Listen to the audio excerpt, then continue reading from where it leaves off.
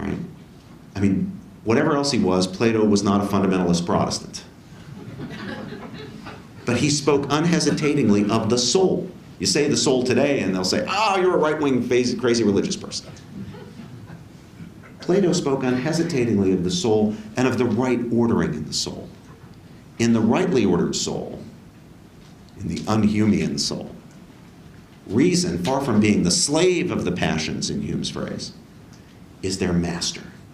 And the goal of a human life, the purpose of virtue, is to habituate ourselves in such a way that we put reason in charge of emotion. We don't try to wipe it out, as in the extreme forms of Stoicism.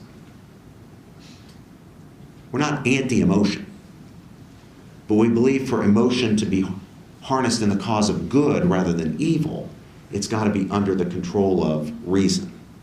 Of course, Christianity, like classical philosophy, understands perfectly well that the soul can be wrongly ordered, that emotion or passion can overcome reason and reduce it to the status of a slave that produces rationalization for morally wrongful behavior. I mean, we've all had that experience, right? Where we let emotion get the whip hand, and then what do? We harness our reason in the cause of doing what? Cooking up rationalizations for why what that bad thing I did, oh, it really wasn't bad. I mean, if there's a universal human experience, that's it. I apologize to Our Lady, but otherwise, for the rest of us, that's it. Now, that's what Christians call sin. Well, sin happens, but our goal should be to order our souls rightly so that reason controls passion and not the other way around. When passion is in control, reason really is reduced to a mere instrument, becoming its own worst enemy, as it cooks up rationalizations for actions that we know to be morally wrong. That's why when we teach our kids, I know a lot of you must be parents, you know, when we teach our kids, you know, don't hit your sister. No, don't steal. Don't take the candy bar from the store. Or if the kid's taking the candy bar to the store, guess what? We're taking the candy bar back to the store and giving it to the cashier. Why do we do that? Now, we do it in part because we want to stop them from doing the wrong thing that they're doing. But we're really sort of not so worried at that stage about that particular thing. It's not that big a deal. We're worried about the consequences of doing it for the shape of their character, which will dispose them, orient them dynamically in one direction or another. We want a soul shaped in such a way that desire, emotion, passion, is under the control of reason, our knowledge of what is right and good. So Christians can and should challenge at the most fundamental level secularism's instrumentalist view of reason and morality. Secularism's account of the relationship between reason and desire, far from being brutally rigorous in eschewing unprovable metaphysical hypotheses, rests upon and entails metaphysical propositions that not only are controversial, but in the end, as in the case of person-body dualism of the sort that I was criticizing earlier, really are demonstrably false. I mean, it's demonstrable that the same entity that's perceiving is understanding. Chief among secularism's philosophical vulnerabilities is its implicit denial of free choice or free will. People can make free choices just to the extent that they are capable of understanding and acting upon reasons that are not reducible to desire or emotion. In denying the possibility of rationally motivated action, secularism denies the possibility of free choice, since it claims that we don't, in any fundamental sense, cause our own actions. What are they caused by? Well, either by forces external to us, coercion, or by internal factors, as with Hume, the desires, the passions. In the secularist worldview, hard and soft forms of determinism constitute the universe of possible accounts of all human behavior.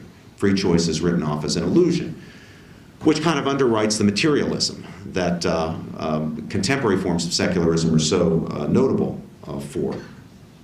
Not just the dialectical materialism of Marxism, but the materialism of so much liberal secular philosophy. Because after all, if free choice exists, that means that there are some things that we cause that we're not caused to cause. It means not everything is reducible to material causes, to efficient material causes, which means that human beings are not just material. When we reject person-body dualism, we don't collapse into materialism, saying there's nothing but material bodies.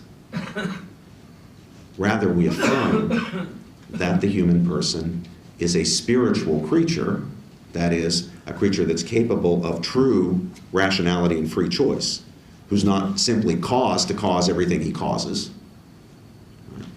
So it's a spiritual creature, but an embodied creature as well.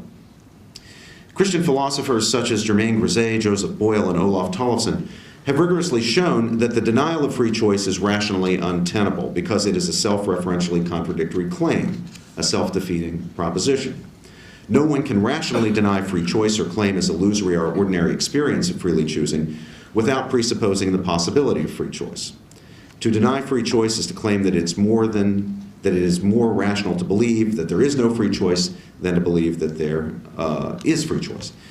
But this, in turn, presupposes that one can identify norms of rationality and freely choose to conform one's belief to those norms in order to affirm what the advocate of no free choice is claiming is true. It presupposes that we are free to affirm the truth or falsity of a proposition, our desires or emotions or preferences to the contrary notwithstanding. Otherwise, the assertion of no free choice is pointless. The person who says people can't freely choose presupposes that there are reasons for accepting this claim, otherwise his act of asserting it would be pointless. But our ability to understand and act upon such reasons is incompatible with the idea that one is caused by his desires or by outside forces to accept or not accept such claims. So someone who denies free choice implicitly contradicts his own claim in making the denial. Now here again, Orthodox secularists are stuck not because they've been beaten over the head with the Bible, but on the plane where they have proposed to make their arguments, the plane of rationality, or common human reason, as Rawls called it. No position can be reasonable if it's self-referentially inconsistent, if it presupposes the very opposite of what it claims to assert. But if the no free choice claim is self-defeating, then we have an additional reason for affirming the existence of basic, intelligible, understandable reasons for action, reasons that are not reducible to desire or emotion or physical causes or merely instrumental to the satisfaction of desires.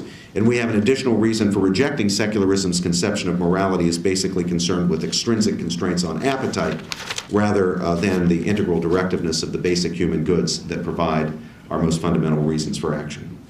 Now, Orthodox secularists typically say that we should respect the rights of others. You always hear that, right? I mean, rights are, that's the touchstone, that's the currency. Got to respect other people's rights. I have a right, even as we go about the business of satisfying our own desires. Ultimately, however, secularism cannot provide any plausible account of where rights come from, or why we should respect other people's rights if we regard it as in our self-interest not to respect them, and if we reckon we can get away with it.